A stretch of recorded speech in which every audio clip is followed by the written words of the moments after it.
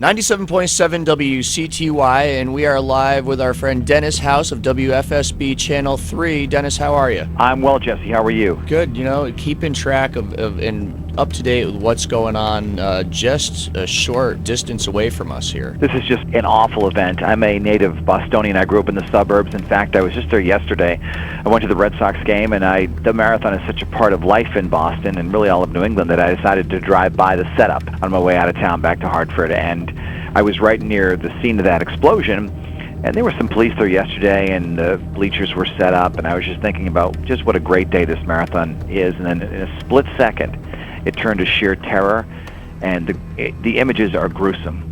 They really are. I mean, this is something, obviously we don't know how to prepare for this emotionally. I think the folks up in Boston, did a great job, the first responders and EMTs, National Guard, getting to it in a situation that could have been a lot worse.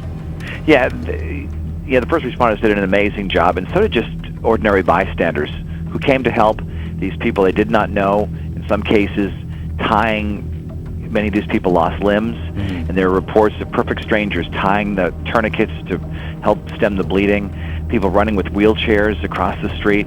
I think everyone came together as best they could, because life can change in an instant, and it certainly did for about 100 people here today. There are at least 3 people dead at last check, more than 100 injured. Some of them will have these injuries the rest of their lives. Now, is there any word on Connecticut residents, runners, everybody accounted for? I haven't heard of any Connecticut runner injured. I have heard of, for instance, the Hartford Track Club, which has dozens of runners, had a bus come up from suburban Hartford to Boston, and they all made it back safely, although I was talking to the director of the club who said for about an hour they couldn't track down 2 of the runners. They were a little worried.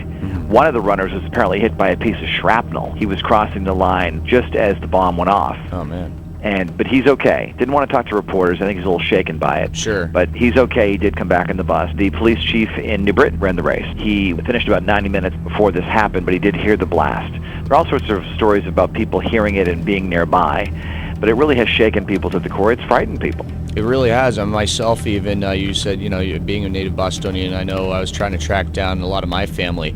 Now, I hear the Red Cross up in Boston were saying the best way to get a hold of people is through social media due to the lack of cell phone service up there. Is there, what more do Connecticut residents and Eastern Connecticut residents who have loved ones in the Boston area live and work there? What do we need to know going forward? Well, I think if you're looking for someone, if you Google it, you'll find it, and I don't have it right in front of me, but there is a website and a number you can call if you are concerned about someone. But social media has played a huge role in this. I believe it was first reported on Twitter before it was on the cable news.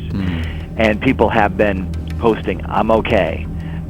People are concerned about some people on Facebook who've not posted anything who were at the race, but some people live a different life on Facebook and they're not posting all the time, and they're probably unaware that that's how people are checking on them. Sure. My brother-in-law, Kara's brother, works for a marathon company, and he was in the offices there when it took place. He heard the boom. He didn't go outside. They weren't allowing anyone to go outside after this happened, but his cell phone was not working. There was no cell service there for a while. Difficult to get communications out there, and that was the case for many people there. But I haven't heard of anyone from Connecticut injured yet, but that doesn't mean that no one was. It's just that we haven't heard of it yet. It has not been reported. I did hear that one of the people killed today was an 8-year-old girl. Yes. And there is a report that her mother is in surgery at this hour too. So, oh man, it's just a horrible situation, the whole thing. Well, and people come from all over the world, as you know, to come to this marathon. This is a showcase for Boston. They come here. It's a very festive atmosphere. Takes place on a state holiday, which is Patriots' Day, the day the British left Boston in the 1700s, and people like to celebrate it. I mean, yesterday was a very festive atmosphere. It really was. Downtown. I know. I was in the Somerville area. It was just nonstop everywhere we were. A big celebration for the city and the state. And right now, they're telling people not to go out in crowds and not to, to basically stay in tonight if you're in Boston. If you're visiting the city, stay in your hotel room. I believe they even shut down exit 22, the downtown exit. Yeah, that would not surprise me. I know a lot of our listeners here and a lot of people from Connecticut, as we've been, we want to help. Is there anything established yet to donate or to do anything to help? I don't believe there's anything yet, but I think that will probably start to take shape tomorrow, is my guess. Right now we're still learning who's injured, what they need. There were reports of many people going to donate blood right afterwards. Mm-hmm. I don't know if that's still a need.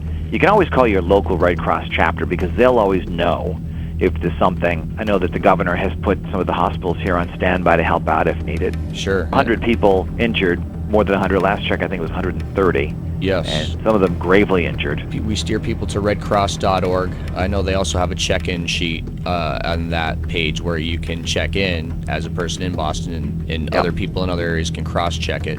We appreciate your partnership, and of course everyone tune in to your broadcast at 11 p.m. on WFSB Channel 3. Absolutely. Absolutely. All right. Well, thank you very much, Jesse. Well, thank you very much. It's Dennis House of WFSB Channel 3, and we'll be right back.